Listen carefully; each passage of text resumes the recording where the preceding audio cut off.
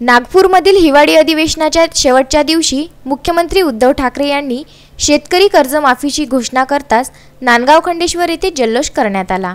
नांदगाव खंडेश्वर येथील bus stand परिसरात शेतकऱ्यांसह शिवसैनिकांनी फटाके फोडत व पेढे वाटत आनंद व्यक्त करीत जल्लोष केला।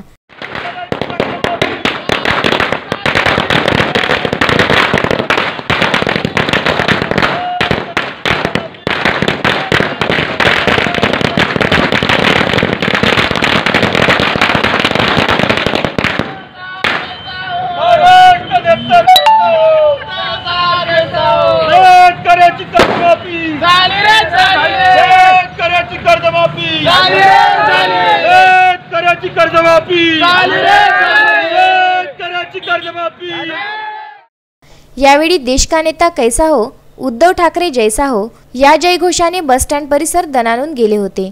यावेळी शिवसेनेचे ओंकार ठाकरे, अरुण लायबर, सुनील गुरमुडे यांच्यासह असंख्य शिवसैनिक व शेतकरी बांधव उपस्थित होते।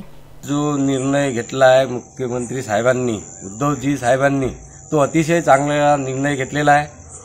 याच्या आधी जे कर्जमाफी झाली होती पण ते आमच्यापर्यंत तर काही पोहोचली नव्हती, पण आज यांनी जे निर्णय घेतला हा अतिशय चांगला घेतला। सर्व कास्तकारापर्यंत हा निर्णय गेला पाहिजे, सर्वांची कर्जमाफी झाली पाहिजे।